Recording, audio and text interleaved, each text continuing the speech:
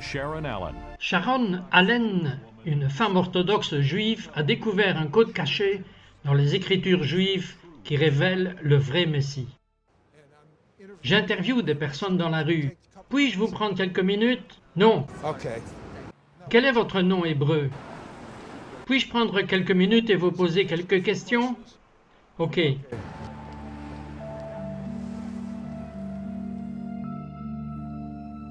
Hello, this is... Bonjour, c'est Trott ici. J'étais à New York dans le quartier du Diamant et cet homme de la rue n'était pas si facile. Je veux dire, comme vous l'avez vu, en fait, je l'ai fait plusieurs mois et il faisait froid, mais nous avons posé la question « Qui est Jésus ?» Et vous serez étonné de certaines réponses. Nous allons jeter un coup d'œil. These answers. Let's take a look.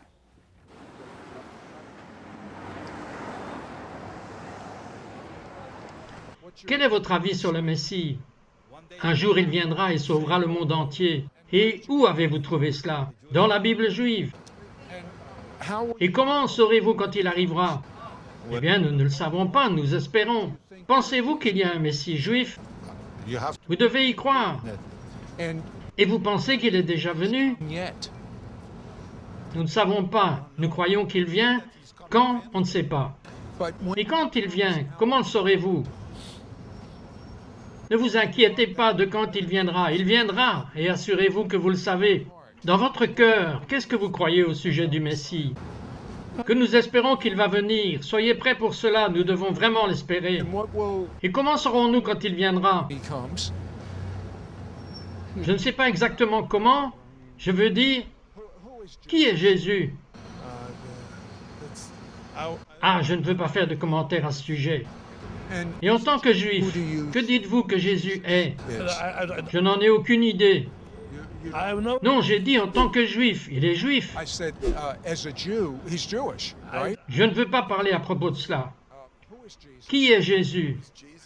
Qui est Jésus? Je ne sais pas. Je ne suis pas sûr de qui il était vraiment, vous savez. I'm not that sure as to who he really was, you know? Was he? Était-il juif? Was he Jewish? Était-il juif? Bien sûr.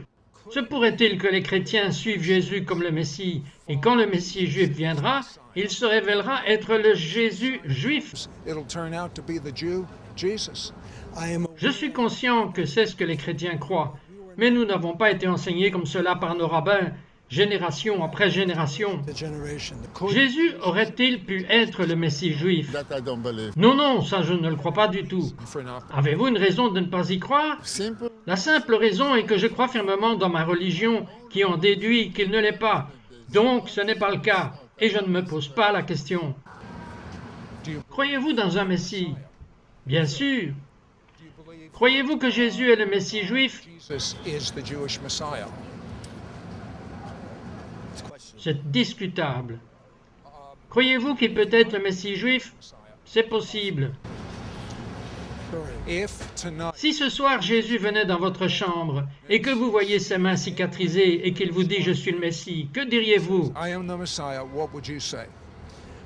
J'irai voir un psychiatre. Go see a psychiatrist. Merci. Prenez soin de vous.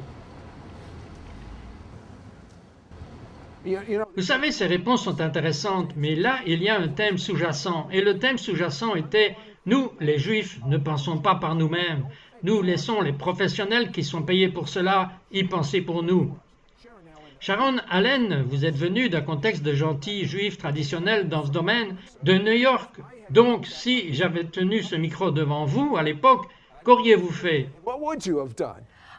Vous savez, au fil des années, j'ai rencontré des gens qui croyaient en Yeshua. Ils n'étaient pas juifs et ils voulaient me parler de leur Messie. Et je disais, non, non, non, non, je ne suis pas intéressé. Mais je suis tellement contente qu'il soit venu dans votre peuple pour vous donner une bonne déontologie. So you Donc vous m'auriez juste rejeté. Mais qu'est-il arrivé à Sharon? Elle a juste eu une pensée. C'était une pensée de Dieu. Je vais prouver à mon mari, parce qu'il avait dit qu'il croyait en Jésus, que ce n'est que de la mythologie, ce n'est juste rien de bon. Aucune personne juive ne devrait croire en cela. Et elle a commencé à lire son Tanakh, ses écritures juives. Et elle a lu et elle a lu. Puis elle a eu les commentaires juifs. Et puis elle a parlé au rabbin. Et ensuite elle avait le puzzle, les petits morceaux de puzzle qui se sont emboîtés. Mais comme elle a fait des recherches et pensé par elle-même, Et c'est la phrase de l'opérateur, elle a pensé par elle-même. Elle a trouvé quelque chose qui est scandaleux, caché dans les Écritures juives, que je n'ai jamais entendu dire par un rabbin orthodoxe. Vous avez pris les 10 premiers noms des hommes mentionnés dans la Bible, les noms masculins, et vous avez cherché la racine, la signification de leurs noms.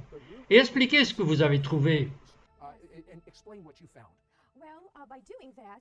Bien, en faisant cela, j'ai trouvé un message. Et ce que dit le message, c'est ceci. Mankind turns their faces towards and are appointed mortal grievous sorrow to lament and to mourn. Then with the next set of names, it says God who is praised comes down to instruct and to consecrate.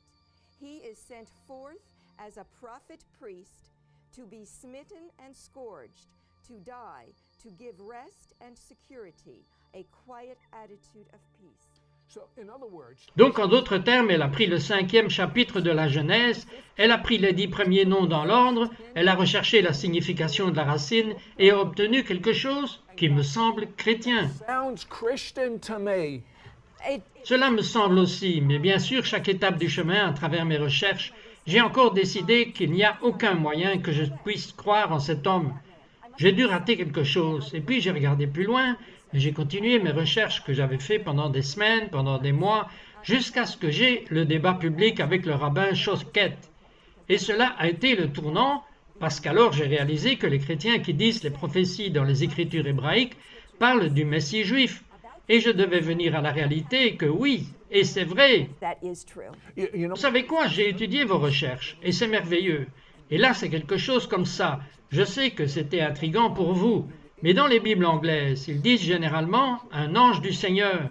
Mais vous avez trouvé cette personne en particulier juste en vous promenant partout dans les Écritures juives. Et dites-moi certaines de vos conclusions. your conclusion. Well, the Bien, la chose intéressante, c'est quand j'ai demandé au rabbin le Malakel Hashem, qui est dans les Écritures hébraïques, les rabbins disent que ce sont des anges différents qui viennent à chaque fois. Et Malakel est le nom araméen pour messager. Et à chaque fois, le Malakel Hashem, maintenant en anglais, la Bible anglaise, Malakel, ils disent ange. Et Hashem est le nom hébreu, que nous les Juifs ne prononçons pas. Le nom effaçable de Dieu, les lettres Yud He Vav Ve. Nous ne prononçons même pas le nom. Et donc nous disons Hashem, qui est en hébreu, est le nom Malak Hashem, chaque fois qu'il apparaît dans la Bible anglaise. Vous lisez l'ange du Seigneur, mais quand vous le lisez en hébreu, vous lisez que c'est un messager de Yutevave, messager très unique qui continue d'apparaître dans toutes les Écritures juives. Chaque fois qu'il apparaît, les gens eux-mêmes, people who see Could him, a les gens pourraient-ils se prosterner et adorer un messager de Dieu? Ne partez pas, on va découvrir comment Sharon l'a dit de l'hébreu, un très très unique messager de Dieu qui est partout dans le Tanakh, les Écritures hébraïques. Ne partez pas. don't go away. We'll be right back to It's Supernatural.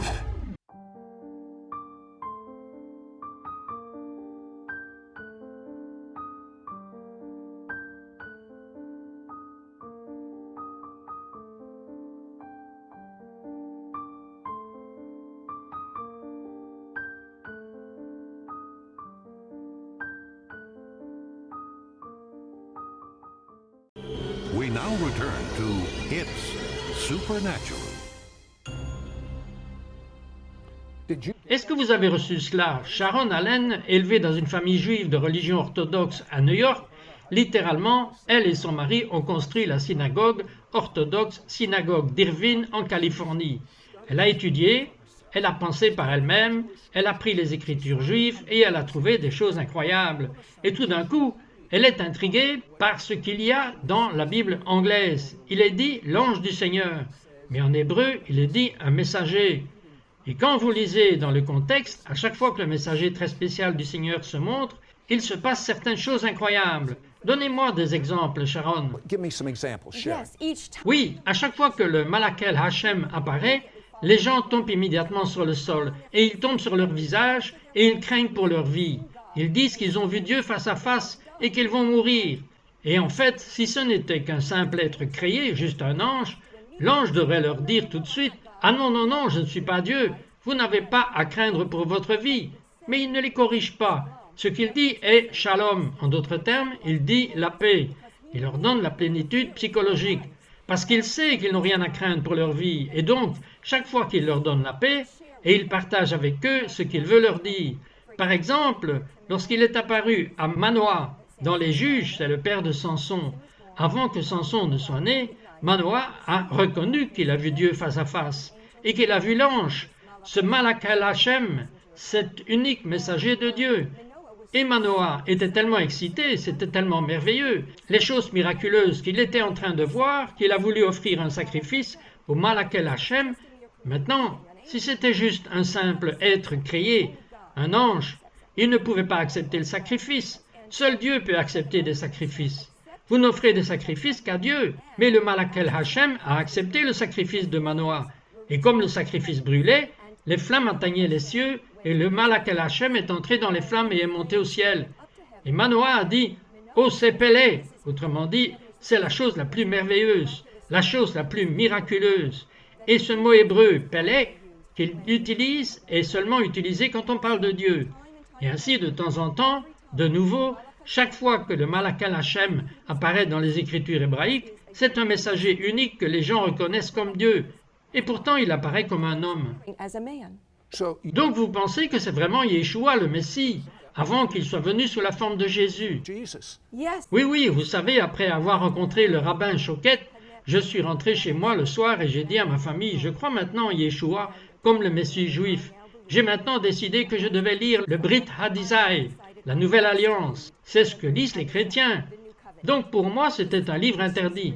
Mais maintenant, je dois m'asseoir et le lire. Et quand je l'ai lu, et que j'ai rencontré Yeshua dans les pages de la Nouvelle Alliance, c'était comme rencontrer un vieil ami parce que je l'avais déjà rencontré dans les Écritures hébraïques. La façon dont il traitait les gens, les choses qu'il disait, comment il se comportait lui-même, quand il rencontrait et parlait aux gens, j'ai rencontré Yeshua dans les Écritures hébraïques. I was meeting Yeshua in the Hebrew Scriptures. Now, Maintenant, vous donnez un point intéressant à ce sujet, que la Nouvelle Alliance est vraiment une alliance renouvelée. Expliquez. a renewed That's covenant. Explain. L'hébreu Brit Hadisia ne veut pas dire quelque chose de tout neuf, qui n'a jamais été connu avant. Brit Hadisia signifie une alliance renouvelée, un renouvellement. En d'autres mots, dans les Écritures hébreux, Dieu avait son travail à faire avec le peuple israélien, les Israélites, le peuple hébreu. Et à présent, ce qui a toujours été son intention, c'était de l'ouvrir au monde entier. Alors, il a renouvelé son engagement original, qui était dans les Écritures hébraïques, et il l'a donné maintenant à tous les peuples du monde. of the world. I Je crois qu'il y a un seul judaïsme. Ce n'est pas la variété de rabbins qui sont venus depuis et qui l'ont appelé le judaïsme rabbinique. Et ce n'est même pas le christianisme qui est apparu avec comme quelque chose de contraire au judaïsme. Mais c'est un renouvellement de l'alliance, où l'Esprit de Dieu prend la Torah et la fait El Shaim, la vie. Mais quand vous avez commencé à lire certaines prophéties, écoutez, elle a trouvé dans Isaïe, le 53e chapitre, écrit presque 1000 ans avant Yeshua, ce mot hébreu pour Jésus qui est venu sur terre. Une telle description, il n'y avait aucun moyen que vous puissiez nier qu'il prenait. Comment pourrait-il parler à propos de Jésus, décrit presque 800 ans avant sa venue sur la terre? Nous reviendrons tout de suite. Je suis en attente de miracles. Ne partez pas. will be right back. I'm expecting some miracles. Don't go away. We'll be right back to It's Supernatural.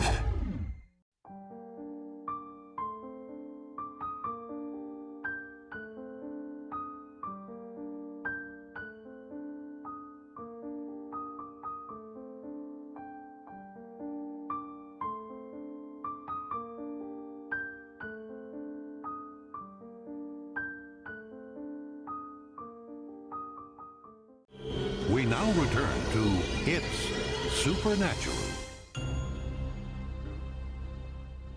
Hello. Bonjour, Citroën de retour ici avec Sharon Elem. Sharon est une femme orthodoxe juive qui pense par elle-même. En conséquence, elle a étudié le Tanakh. Elle a étudié les écritures juives, les commentaires juifs, le Talmud, l'encyclopédie Judaïka. Elle est allée voir des rabbins. Leur métier est de prouver que Jésus n'est pas le Messie. Mais elle a trouvé tant d'évidences. Mais je vous demandais une prophétie que vous avez lue dans notre propre Tanakh. Isaïe, le chapitre 53, que les anciens rabbins sont d'accord que cela parle du roi Messie. Parlez-moi d'Isaïe 53. Vous avez parlé de deux apparences. Well, you talked about two appearances. The ancient rabbis said Les anciens rabbins ont reconnu qu'il y avait deux identités distinctes du Messie, deux portraits du Messie auxquels ils ont même donné des noms. Le Mashiach ben Yosef, le Messie, fils de Joseph, qui viendrait comme un serviteur souffrant, et le Mashiach ben David, le fils de David, qui viendrait comme un roi héros conquérant. as the conquering hero king. actually En fait, à l'époque, c'était plutôt une rotation de deux différents Messies. Mais aujourd'hui, en regardant en arrière, ces portraits pourraient être très facilement un seul Messie, mais deux apparitions. Je veux que vous pensiez par vous-même. Sharon, lisez cela. Qui a cru à ce qui nous était annoncé? Qui a reconnu le bras de l'Éternel? Il s'est élevé devant lui comme une faible plante, comme un rejeton qui sort d'une terre desséchée. Il n'avait ni beauté, ni éclat pour attirer nos regards, et son aspect n'avait rien pour nous plaire.